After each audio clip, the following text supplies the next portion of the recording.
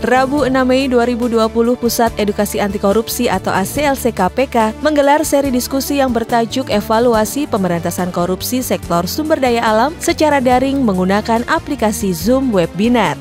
Pada seri pertama ini, diskusi menitik beratkan pada kebijakan pencegahan korupsi SDA selama kurun waktu 4 hingga 5 tahun terakhir yang juga melibatkan GNP SDA KPK. Narasumber yang mengisi materi ini adalah Guru Besar IPB Haryadi Kartodiharjo, pimpinan KPK periode 2015-2019 Laude M. Syarif, dan peneliti Sekolah Tinggi Hukum Jentera Bivitri Susanti. Diikuti oleh ratusan peserta yang berasal dari lembaga atau kelompok yang memang terlibat dalam isu SDA dan GNP SDA KPK seperti perguruan tinggi, LSM, jaringan masyarakat sipil atau CSO, serta masyarakat luas dalam beragam skala sosial, termasuk di dalamnya para pengambil kebijakan sebagai bagian untuk pendidikan publik tentang korupsi SDA. Rabu 8 Mei 2020, mantan Direktur Utama PT Garuda Indonesia, Emir Syahsatar, divonis 8 tahun penjara dan denda senilai 1 miliar rupiah atau subsidiar 3 bulan kurungan penjara. Dalam sidang yang digelar secara video conference tersebut, Emir terbukti menerima uang suap senilai 46 miliar rupiah dari pemilik PT Mukti Rekso Abadi Sutikno Sudarjo terkait pengadaan pesawat dan mesin pesawat di PT Garuda Indonesia. Majelis Hakim Pengadilan Tindak Pidana Korupsi juga mewajibkan Emir membayar uang pengganti senilai 2 juta dolar Singapura atau setara dengan 20 miliar rupiah subsidiar 2 tahun kurungan penjara.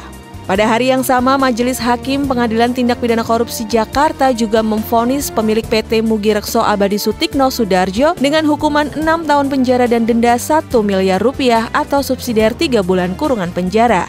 Melalui sidang video conference, Sutikno terbukti menyuap mantan Direktur PT Garuda Indonesia, Emir Syahsatar, senilai 46 miliar rupiah.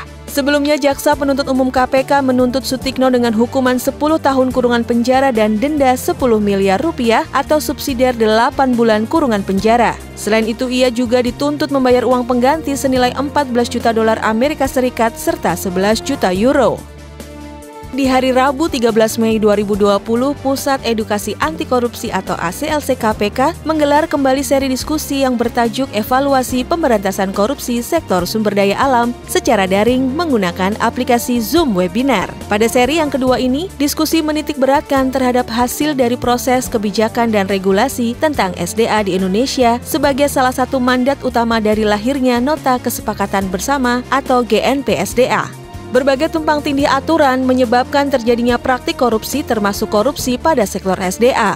Pembicara dalam sesi ini melibatkan 3 narasumber, yaitu Guru Besar Hukum Agraria Maria Sumarjono, Sekjen Kementerian Lingkungan Hidup dan Kehutanan Bambang Hendroyono, serta dosen Fakultas Hukum UI M. Ramdan Andri Gunawan. Selain kebijakan dan regulasi, ketiga narasumber juga membahas permasalahan yang dihadapi dan tentunya pembelajaran yang dapat diambil dalam proses penataan ulang dan harmonisasi kebijakan dan regulasi SDA dalam kurun waktu 4 hingga 5 tahun perjalanan GNP SDA KPK.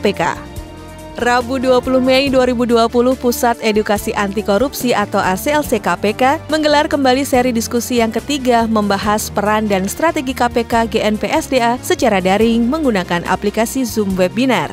Pada sesi terakhir ini melibatkan 4 narasumber, diantaranya adalah Bushro Mukodas, pimpinan KPK periode 2007-2015, Roy Murtado, Komite Nasional Front Nahdien untuk Kedaulatan SDA, kemudian ada Asfi Nawati dari YLBHI, dan yang terakhir adalah Nur Hidayati dari Walhi. Keempat narasumber membahas bagaimana konteks baru hubungan antara kuasa politik ekonomi nasional dan global yang mempengaruhi berbagai kebijakan di negara-negara serta berbagai respon gerakan sosial di dalamnya, terutama pada isu korupsi SDA di Indonesia. Konteks baru yang didiskusikan tersebut diharapkan dapat menjadi landasan untuk melihat ulang relevansi dan posisi peran strategi KPK GNP SDA untuk mencegah korupsi pada sektor tersebut.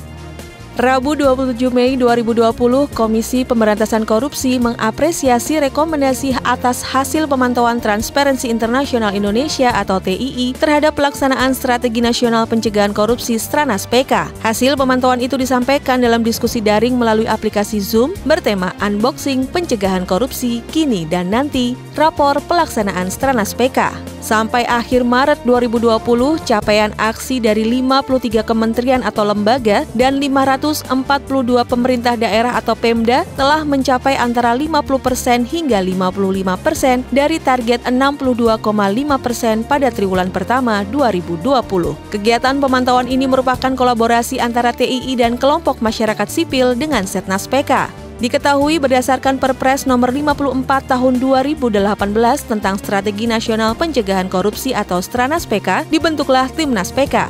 Timnas PK terdiri atas KPK, Kementerian Dalam Negeri, Kementerian Pemberdayaan Aparatur Negara dan Reformasi Birokrasi, Kementerian Perencanaan dan Pembangunan Nasional atau Bappenas, dan Kantor Staf Kepresidenan.